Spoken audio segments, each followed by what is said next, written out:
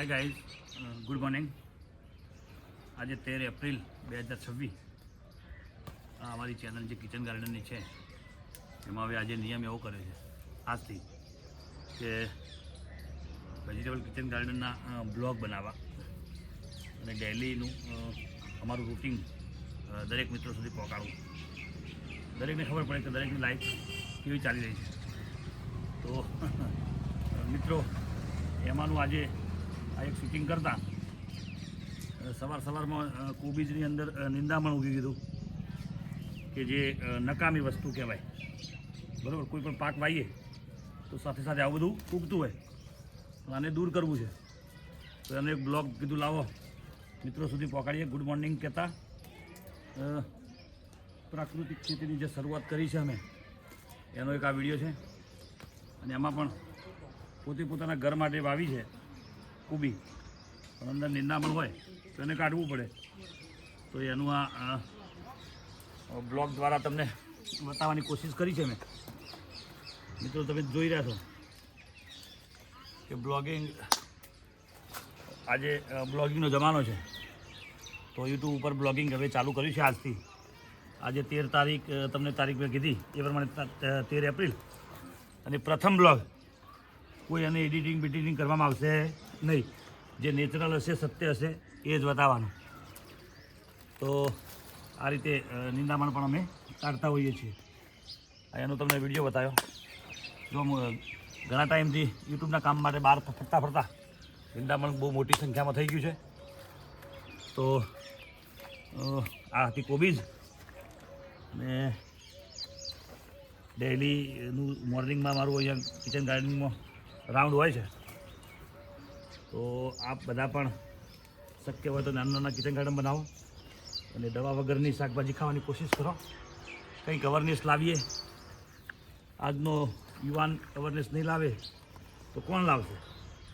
તો એ સાથે બ્લોગની આ તમને સિરીઝ ચાલુ કરી છે. અને એની અંદર અમારી કોબીજ છે, આની અંદર દાણા છે એ તમને બતાવીશ. હવે આ ભીંડા ઘરે ખાવા માટે બસ થોડું જ મિત્રો કર્યું છે. અને એક શરૂઆત છે. તમારા નાના ભાઈએ શરૂઆત કરી છે તો આવીને આવી સફળતા અમને અપાવતા રહેજો. આ આપણે ગવાર ફળી અમે કહીએ, કોઈ ગવાર કે ડાયરેક્ટ એની ફળીઓ પણ લાગી ગઈ છે. અને આ ગાર્ડનની કિચન ગાર્ડનની રોનક વધારે એના માટે ગલગોટા, મેરીગોલ્ડ, મીઠો લીમડો એ પણ હોવો જોઈએ કિચન ગાર્ડનના. આ પાપડી છે, આપ નિહાળી રહ્યા છો મારા સર્વ મિત્રો. ટામેટા હતા, હવે એનો પીરિયડ ખતમ થવા આવ્યો છે પણ ટામેટા હજી લાગ્યા છે.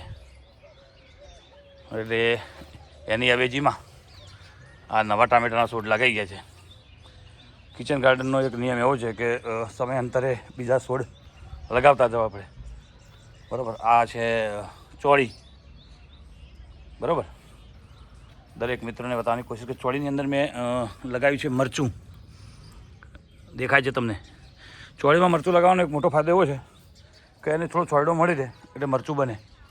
આ અમારી ઘરે આખું વર્ષ ચાલે એના માટે લગાવેલી ડુંગળી. એ ડુંગળી પણ અહીંયા પાકમાં આવી ગઈ છે. નીચે દળદળા બની ગયા છે અને પાવાની બંધ કરી છે. તો આવું તમારો નાનો ભાઈ ક્યાંક તમને બતાવતો રહેશે. આ પાપડી ગુલાબી પાપડી પણ ખાવાની બહુ મજા આવતી હોય છે. આ લગાવી છે અમે આને કારેલા કહીએ. બરાબર, એના પણ છોડ મેં લગાવ્યા છે. શરીર માટે બેસ્ટ છે. બરાબર, આવા કડવા પણ વનસ્પતિ અને એને જે ફળ હોય આપણે ખાવા જોઈએ. સરગવો અમારો, શેરડી. જો શેરડી આખી લાઈન. ગયા વર્ષે 60 પીસ લીધા હતા, આ વખતે 300 પીસ લેવાની ગણતરી છે. અચ્છા, આ અમારા નવા લગાવેલા ભટ્ટા, રીંગણ અને બેટી, એમાં નાના ફળ લાગી પણ ગયા છે. મિત્રો, ઘરનું જાતે વાવી અને જાતે એનું ઉત્પાદન કરીને ખાવાની બહુ મજા કંઈક અલગ હોય છે. બસ આરે હવે પટવા આવ્યા છે અને બિયારણ પણ તમે જોઈ રહ્યા છો તૈયાર થઈ ગયા છે. એ અમે લગાવીશું ને નવેસરથી નવા થશે એના પણ વિડીયો અવારનવાર આવતા રહેશે અમારા. આ અમારી દૂધી. મિત્રો વેજીટેબલ કિચન ગાર્ડન હરેશભાઈ વારંવાર તમને કહેતા હોય છે. તો એનો હેતુ એક જ કે પોતે જાતે પોતાના ઘરે શાકભાજી વાવો અને જાતે ખો. બસ આવું તમારો નાનો ભાઈ કહે છે. આ અમારી દૂધી. આ તરબૂચના વેલા લાગ્યા છે, તરબૂચ પણ લાગી ગયા છે અંદર. એ પણ તમને બતાવવાની કોશિશ કરીશ. આ તરબૂચ છે, એક બીજું આ તરબૂચ છે, એ ત્યાં તરબૂચ છે, બરાબર. આ સૂર્યમુખી લગાવ્યા છે. કંઈ રહી ના જવું જોઈએ, કાંઈ ઘટવું ના જોઈએ. અચ્છા, આ દૂધી ગિલોડી લગાવી છે, દેખાય છે તમને, જુઓ. અને ઉપર લગાવવા માટે એને દોરી પણ તૈયાર થઈ જશે. એનો માળો પણ અહીંયા તૈયાર અમે કરી દીધો છે. જેમ જેમ અત્યારે આવશે એમ એમ લગાવીશું. અને ગિલોડીના બીજા પણ સ્ટીક લગાવ્યા છે. આની અંદર ફૂટ થોડીક થઈ છે, બરાબર. એ મને એક બીજો તમને બતાવી દઉં. આ રહી ગિલોડીની સ્ટીક. બસ આ તો અમારા ડેઇલી બ્લોગ છે અને આ ચેનલ ઉપર તમને અમે આવું બતાવતા રહીશું. અચ્છા, આ રહી ગયા પપૈયા. પપૈયા ઉપર મેં આ વખતે ભાર વધારે આપ્યું છે. લાઇનસર આ પપૈયા વાયા છે અને પાઇપ પણ મૂકેલી છે, બરાબર. ત્યાં પણ છે. ટોટલ 15-20 પીસ અહીંયા છે, અમે વાયા છે. સીડ્સ પણ જાતે પેદા કરવું છે. જો આરું પાલકનું સીડ્સ અને આ ગાજરનું સીડ્સ તૈયાર થઈ છે. તો સીડ્સ પણ આપણે જાતે પેદા કરીએ તો દવા વગરનું સીડ્સ પણ આપણને મળી રહે. આ અમારા જો ઉનાળામાં ખાવા માટેના દાણા છે. દાણા અને દાણા વાવવા તો આવું કરવું પડે. અમારો વિડીયો હતો કે ઉનાળામાં દાણા વાવવા શું કરવું, તો એનો આખો માંડવો બનાવ્યો છે અને એની અંદર દાણા છે. આ અમારા તરબૂચ. આ એક મોટી સાઈઝનું તરબૂચ પણ બતાવવાની કોશિશ કરીશું અમે. તેની સાથે સાથે આ એક નાનો અખતરો છે.